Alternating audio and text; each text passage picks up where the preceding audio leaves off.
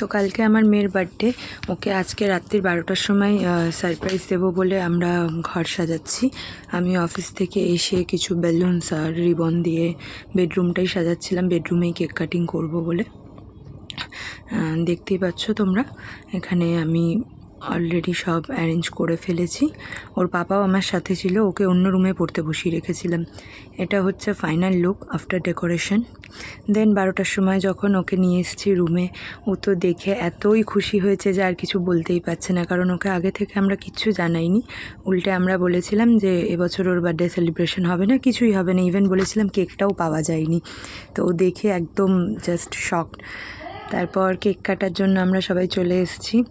ওর পাপার কোলে বসেই ও কেকটা কেটেছে, আমার হাতে ক্যামেরা ছিল। ওর দাদান, ঠাম্মি, কাকাই সবাই চলে এসছে।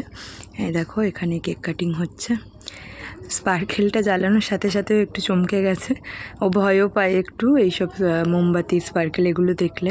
তো কেক কাটবে কি, ওর নজর ছিল স্পার্কেলটার দিকেই। পাপার কোলে বসে দেন কেক কাটলো।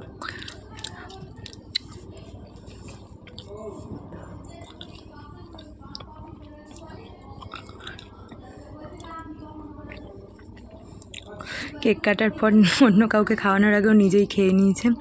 দেন বলার পর এক এক করে সবাইকে কেক খাওয়ালো, ওর ঠাম্মিকে, পাপাকে। আমার হাতে ক্যামেরা ছিল বলে আমি সবার লাস্ট ছিলাম। এই হচ্ছে আমাদের ফ্যামিলি ফটো। এটা হচ্ছে পরের দিন, মানে বার্থডের দিন সকালে। দুপুরবেলা ওকে আমরা লাঞ্চে সবাই সাজিয়ে গুছিয়ে খেতে দিই, কিন্তু আমাদের নিয়মে আছে 5 বছর না হলে আশীর্বাদ করা যায় না। জাস্ট পায়েস মুখে দিয়ে দিই সবাই এক এক করে। ওর বড় ঠাম্মিও এসেছিল ওকে আশীর্বাদ করতে। এখানে খাওয়া দাওয়ার পর্ব শেষ হওয়ার পর আমাদের বিকেলবেলার কিছু অন্য প্ল্যান ছিল। বিকেলে আমরা ভূতনাথ যাব ঠিক করেছিলাম, ওখানে কিছু মানুষদেরকে খাওয়ানোর প্ল্যানিং ছিল আমাদের। পটল ভাজা দেখে বলছে আমি এটা খাবো না। এই দেখো বেরিয়ে পড়েছি বিকেলবেলা আমরা ভূতনাথের উদ্দেশ্যে। আমরা যাচ্ছি এখন ভূতনাথে। ওখানে গিয়ে প্রথমে মাথায় একটু তিলক কেটে নিল, দেন আমরা মন্দিরে পুজো দিয়ে নিয়েছিলাম।